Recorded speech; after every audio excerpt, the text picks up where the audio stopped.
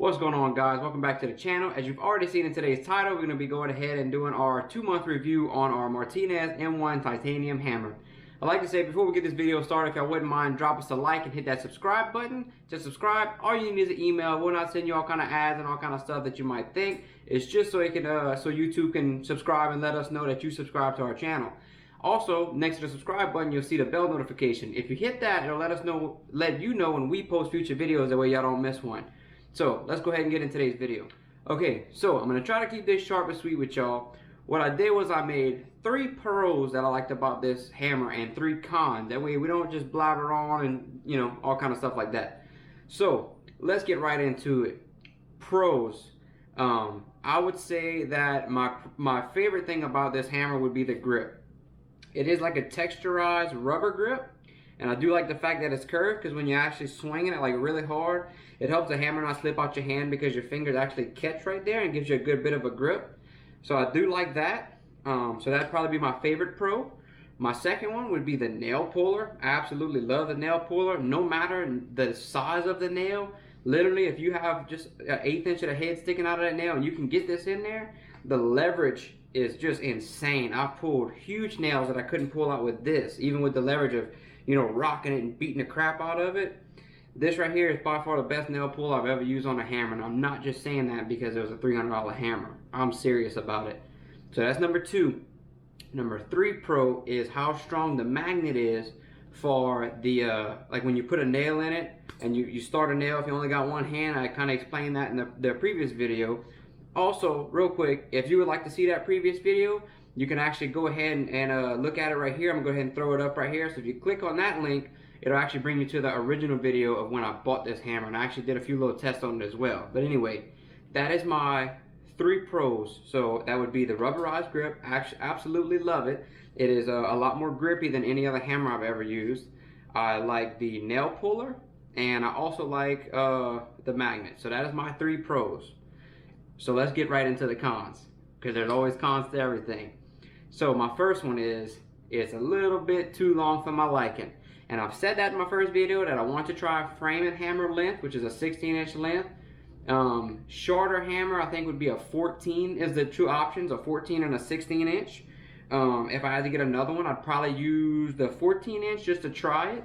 But I'm glad that I did get the long one to try it in the first place, because when I'm like, if I'm doing demolition, or if I'm trying to, like, if we're building walls and I really need like a T or a corner to move and I just want to swing the crap out of it, I do appreciate the length of that. But if I'm doing little small stuff, I do find myself kind of getting a little awkward with it. So I do want to note that.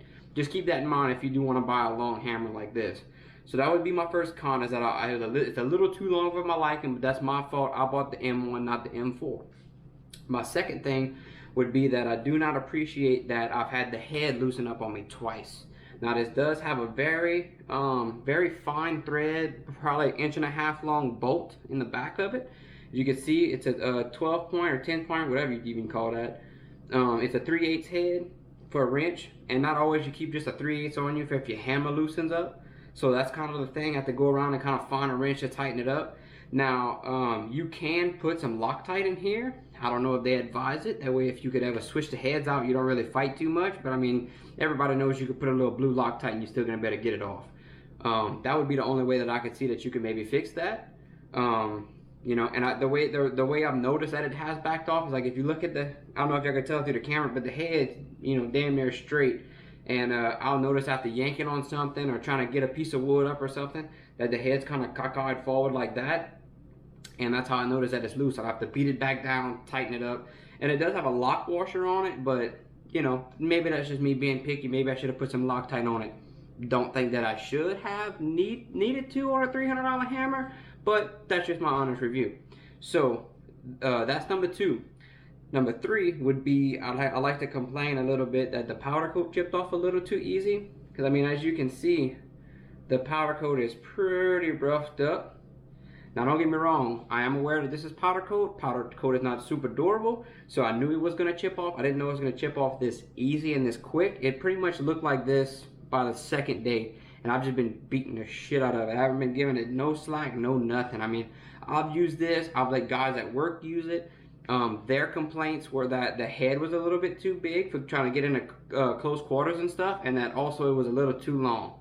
So once again, that is also my preference of me buying the hammer with the big head and a long handle, because I wanted to use it for framing, which it is fantastic for. I love it. Let's see.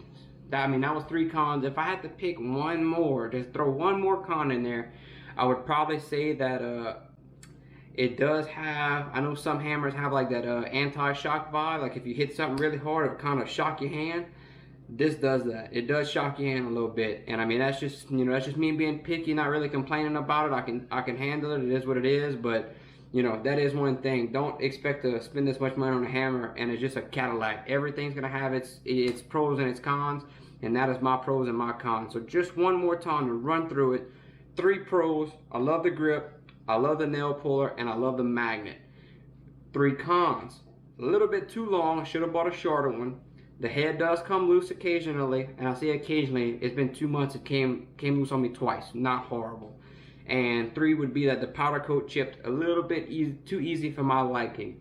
So hopefully that helps y'all choose if y'all want to spend this much money on a Martinez M1 titanium hammer.